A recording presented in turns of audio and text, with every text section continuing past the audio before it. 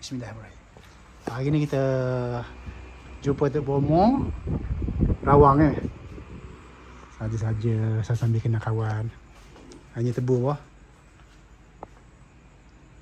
Lawa kereta ni lawa. Ini lawa.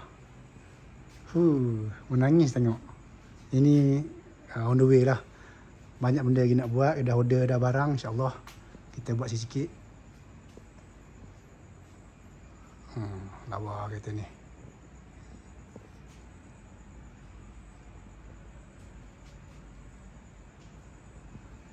Spotlight dia tekannya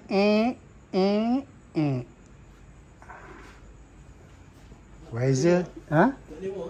Demo ke? Alah, tengok owner nak belanja tau. Sekejap kita tengok Kita tengok demo dia.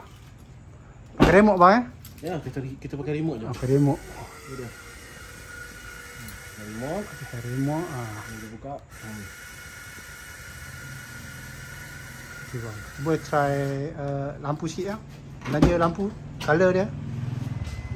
Okey ya. Tengok color dia. Ini kuning. Tengok macam ni dia klip-klip putih. Klip-klip kuning.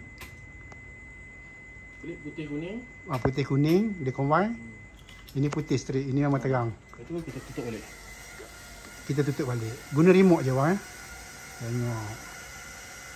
Abang Faizal Husin cakap kita payung satu hutan. Inilah benda. Ya, kita payung satu hutan. Abang tengok video Abang Faizal Husin. Sorry saya tersebut nama abang untuk view ni. Memang padu. Kita payung satu hutang. Ni tengok. Belakang pula. Lawa. Lawa. Belakang nak sama dah. Ada sama-sama spotlight kiri kanan. Dah nak sama dah. Memang dia boleh katakan kembar lah dua ni. Cuma yang ni memang padu lah. Sebelah ni baru nak belajar. InsyaAllah nanti kita buat. Lawa.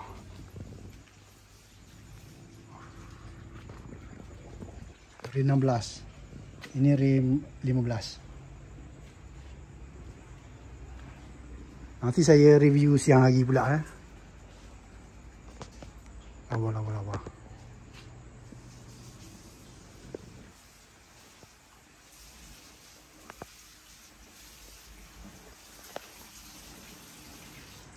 Ada wings. Owner cakap cukup untuk apa? Diri sendiri. Garang